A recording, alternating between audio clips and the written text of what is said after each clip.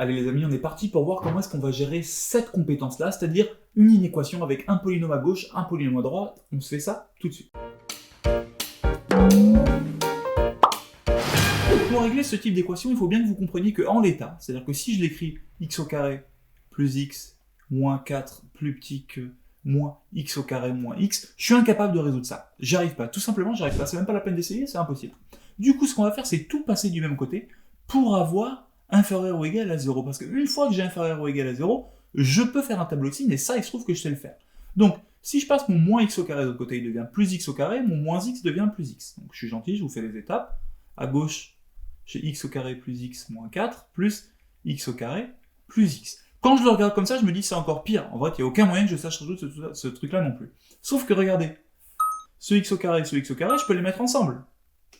Ce x et ce x, je peux les mettre ensemble. Donc en fait, je peux regrouper les termes ensemble. Donc x au carré plus x au carré, ça me fait 2x au carré, x plus 2x, moins 4, inférieur ou égal à 0. Et formidable, j'ai bien un polynôme du second degré avec a qui vaut 2, b qui vaut 2, et c qui vaut moins 4. Donc, qu'est-ce que je m'empresse de faire? Comme un bourrin, je fais mon tableau de signes. Hop, je fais un tableau de signes.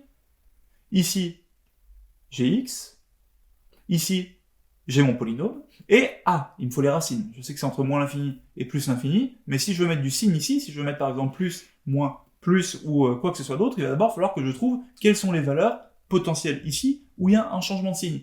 Et vous le savez, les valeurs de x qui créent un changement de signe, c'est-à-dire les valeurs de x telles que mon polynôme il vaut 0, ces valeurs-là, c'est les racines. Pour calculer les racines, je fais delta qui vaut b au carré moins 4ac, donc b au carré 4 moins 4, donc plus 4 fois 2 fois 4, et ça me fait 4 plus 16 fois 2, 36, donc j'arrive à un delta qui vaut 36, et c'est cool parce que 36 c'est 6 au carré, donc je sais déjà que mes deux racines elles vont avoir une belle tête, x1 qui vaut moins b, donc moins 2, moins racine de 36, donc 6 sur 2a, 4, moins 2, moins 6, moins 10, moins 10 sur moins 2, moins 6, moins 8, pardon, moins 8 sur 4, ça me fait moins 2, et mon x2, il vaut moins 2 plus 6 sur 4, autrement dit, 1. Donc je sais que j'ai deux racines, c'est moins 2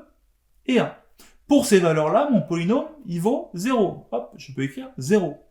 Ensuite, je me pose la question des signes. Là, vous savez que pour savoir le signe, ce qu'on va regarder, c'est le signe de A. Si A est positif, c'est plus, moins, plus. Si A est négatif, c'est moins, plus, moins. Autrement dit, c'est le signe de A à l'extérieur des racines, c'est-à-dire ici et ici. Donc, vu que A est positif, je vais mettre du plus ici et du moins là.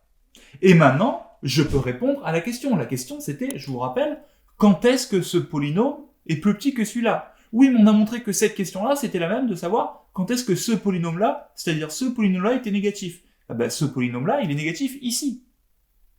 Quand ça? Quand x appartient à l'intervalle moins 2, 1. Donc ma solution, ça va être l'intervalle qui va de moins 2 jusqu'à 1.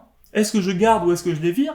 J'ai un inférieur ou égal, ça veut dire que moins 2 et 1 sont des valeurs qui sont autorisées, et si elles sont autorisées, je les mets vers l'intérieur.